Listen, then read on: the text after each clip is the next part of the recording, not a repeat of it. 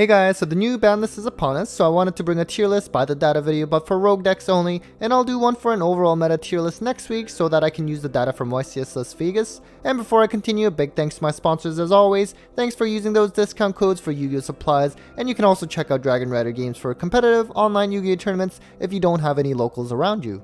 Alright, so one of the good news is that a few weeks ago I reached out to Sunny, the creator of YGOScope, where I get most of my data from, and gave him some of the most relevant decks that could not be identified by the site. So big thanks to Sunny, because now some of these decks like Exorcist or Crystal Beast and Marincis can be identified. There's still a top deck like Labyrinth that cannot be identified yet, but I did let him know about this as well, so that'll be fixed soon. Although for this tier list I'm not including Labyrinth anyways because they are probably a tier 2 deck. So let's get right on with the rogue tier list, and to my surprise at least, we have Mathmech at the top. Now they did have a blistering 65% match win percentage since the new list came into effect, but do keep in mind that we are just at the start of the format, so we are dealing with smaller sample sizes than usual, so win percentages may look a bit inflated at times. Now that Bestials are likely not played as much, you would think that Mathmech would have some better room to breathe and do their typical setup of IP and their trap to start ripping and negating, but at the same time, Kashtira's dominance and their ability to banish everything probably makes things still rough for them, but hopefully they can have some relevance again.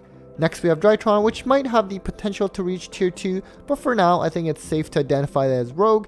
A similar issue to Mathmech as well, where this deck also struggled thanks to the Bestials, and while that may not be a big problem anymore, the whole banish everything from Kashtira messes things for them too, but still, at least the Grave Shufflers are sort of dealt with as well, and Drytron do have 3 Ben 10 to pop off, although they did lose Orange Lights thanks to tier elements. Then we have Dark World, which with the decline of the play in tier elements, this deck might be able to do well, although again, the whole banish from Kashtira does not really bode well with the whole Dark World wanting to discard their cards to grave.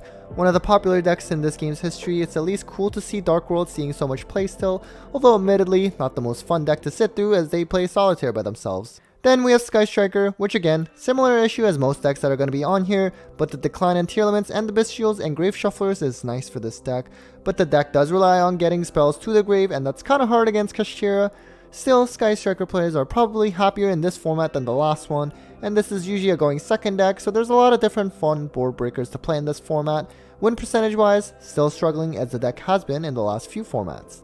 On to tier B, and we have Punk, which has been showing a lot of popularity in the last few months. I believe with Photon Hypernova, Gold Pride Punk is a thing, and so if you do play the deck, please feel free to let me know in the comments what their usual setup is. I think the synchro mechanic is one of the coolest out there, and while the Punk strategy pretty much involves you burning yourself for every effect, it's clearly a solid rogue contender even now. Next we have Dinos, which now YGOScope can finally identify this as actual Dinos and not combining it with Dinomorphia. So Dinos did get some new support announced for the future, which is great, but for the time being it might actually be a bit difficult for this deck, as many decks are looking to start playing Lancia to combat against Kashtira, and Lancia has always been one of the killers for Dinos, at least the pure version. Still a fan favorite deck that is viable, and Ultimate Conductor will always be one of the best boss monsters around. Next we have Dogmatica, which in the past was really more of an indicator for Dogmatica Invoke, but nowadays looks like with the new support since Photon Hypernova, it can sort of be identified as its own deck now.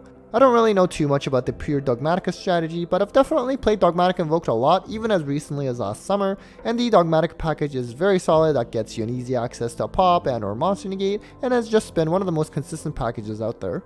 And then we have Plunder Patrol, which got a new Earth ship in Photon Hypernova, so that the archetype is certainly building their fleet over time.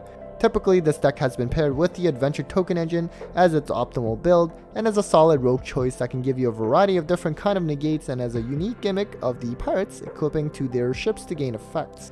And next we have Tri Brigade, which was a solid tier 2 position as of last format, but I think now with the ban of Sprite Elf, this makes things a lot harder for Tri Brigade, particularly when they are pretty grave reliant and Kashtira says no to that.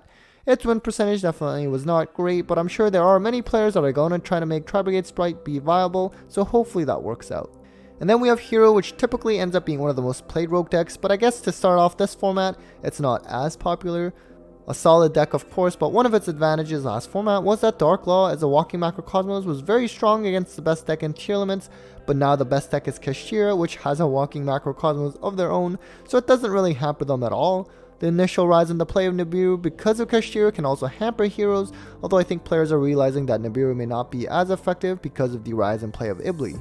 So to start off the C tier, we have another new deck that can now be identified by YGOScope, and that is Marincess. I've done a couple deck profiles with the player on DB who is always ranked high with this deck, and it's a pretty strong combo deck that can clear boards and build some beefy water monsters. Not sure how it's going to do in the Kashtira format, as the deck also requires a grave, but I'm sure someone will figure it out. And then we have Ad Ignister, which while it did have an insane win percentage, again, keep in mind of the small sample size of the decks as it's start of the format. Once there's more matches played, these values will likely go down because usually that 60 plus win percentages are only seen among tier 1 decks. Ignister has been a strong rogue deck for a while now, of course, and has similarities to Mathmech, and setting up a tower monster may not be so bad right now. And then we have a fan favorite in Salamangreat, which can benefit from the lack of grave shufflers, but will also struggle against banish effects. They were never hampered by the bestial, so the decline in play of those cards irrelevant, and its ability to set up rank 4s like Dweller is no longer as effective, although Baguska may be pretty decent this format, that is unless the Kashtira player gets access to Scareclaw Kashtira. Next we have a deck that I have not featured in a while, and that is Generators. I believe they also got support in Photon Hypernova, and this deck has always had an interesting gimmick with all the tokens they create. Early in the pandemic, this deck also had some varied rogue success because it was able to make rank 9 like VFD, but obviously that had to get banned thanks to Virtual World. Really curious to see whether this is just initial hype or if more players are going to be running this deck consistently moving forward. And then we have Subterra, which actually got a top at YCS France, but because I was pre-ban list, I decided not to include any YCS results from that event for this tier score calculation. Along with Dragoon and Necro Valley, this deck was kinda strong in a tier elements format, but now with Kashtira being the best deck, not sure if their anti-meta strategy is going to be as good, but certainly cannot doubt them after that surprise YCS top. Next we have Invoke, which is funny to think that not too long ago, so many people were clamoring to get any of the Invoke package limited. It's now one of the bottom feeding decks, although I think with Branded becoming one of the better decks again, Invoke can find itself in those builds as a package again. Normal Summon Alistair may not be as effective now, but there's always the possibility of this package becoming meta relevant again, so don't sleep on them. And then we have Madolche, which I'm not sure how successful it will be in this new format, given that its primary strength in the previous format was that it was able to shuffle graves and was meant to combat tier elements. Not to mention this deck also relied on the Ishizu shufflers, and those cards are limited now. Still a fun deck to play and a pleasant one to look at, so the Madolche lovers will stay dedicated, I'm sure. Next we have another deck that previously could not be identified by YGOScope, and that is Exo Sisters. This is another shifter deck, and Kashtira is just a better version of that, and Exo Sisters' main pull was that it was a counter to tier elements, and tiers are no longer the deck to beat. So understandable that this deck is ranked pretty low right now, and to be honest, I don't think the deck will really move higher, particularly since Kashtira is not really moving cards out of the grave that much, but happy to be proven wrong. And in the final tier, we start with Eldritch. While presumably lower play in Bestials will help Eldritch decks a lot, the whole banishing thing with Kashtira makes the Eldritch cards unplayable still. As annoying as this deck was in its prime, it's kinda sad to see how bad the Eldritch has become lately. It was at least a solid rogue option to play in the past, but not so much anymore. Definitely go with Labyrinth if you really want to play trap decks. And lastly, we have Crystal Beast, which is another deck that previously could not be identified by YGOScope, but I'm happy that they were able to accommodate my request.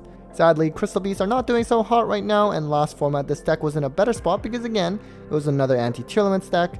Still, it has a big fan player base, and if you want to learn how to play Crystal Beasts optimally, definitely go check out Neshi's channel, as he is sort of known as the Crystal Beast god in this community.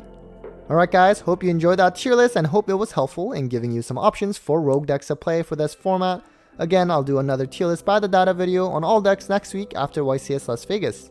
As always, a big thanks to my patrons, Eileen Dice Queen, Bolt Spider Cybernetic, Brandon Jaren, Bear Lord, Spooky Boogie, Steven Phillips, and Chaz Blanks as always for supporting the channel. You guys are awesome. If you're interested in joining my Patreon, link down below. Take care guys.